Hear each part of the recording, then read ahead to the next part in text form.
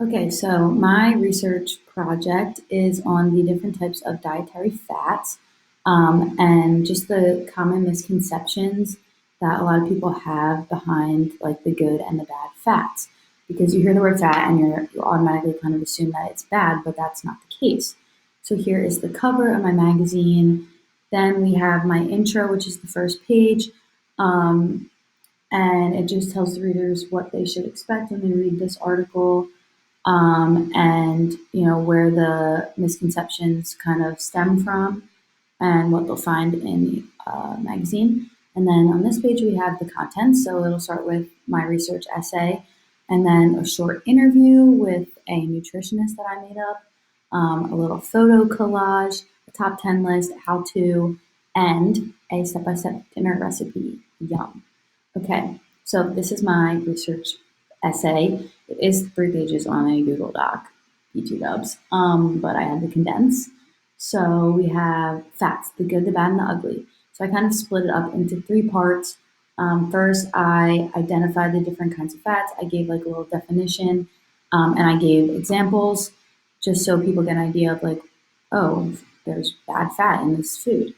And then I kind of dove deeper into this paragraph about their actual effect that they have on our body.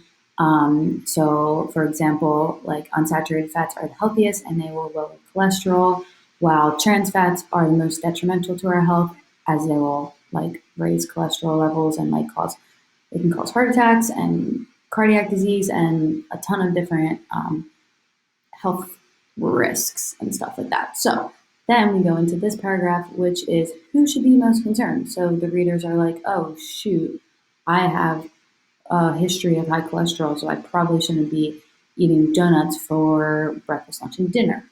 So that is kind of just like pointing out to the audience, like, okay, if you're completely healthy, you can eat some donuts, but like if you have risk of cardiac and vascular disease, like maybe limit your donut eating.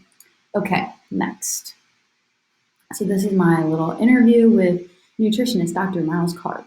And I asked him some questions. So like, what are some of your achievements and qualifications, just to like give him credit and like show that he's qualified to my readers. And then what's your usual clientele, so people can relate to him and be like, oh, I could be a patient and I feel the same way. And then what are some common misconceptions about fats? I asked him that because like that's the basis of my whole project. And then what are some risks of a high saturated and trans fat diet? And he dives a little deeper into that. This over here on the right side is my little pick collage. So I have good fats at the top, bad fats at the bottom, and it just presents my readers with a little visual. And then we have the top 10 list. So on the left side, we have the good fats, right side, we have the bad fats, and a bunch of examples of those. And then we have a how-to guide on the other side. So my reader's like, okay, we get it. Like trans fats are bad, but like now what do I do? So first, identify the fats that you're eating in your diet. So like, okay, I'm eating 50 donuts a day, probably not good.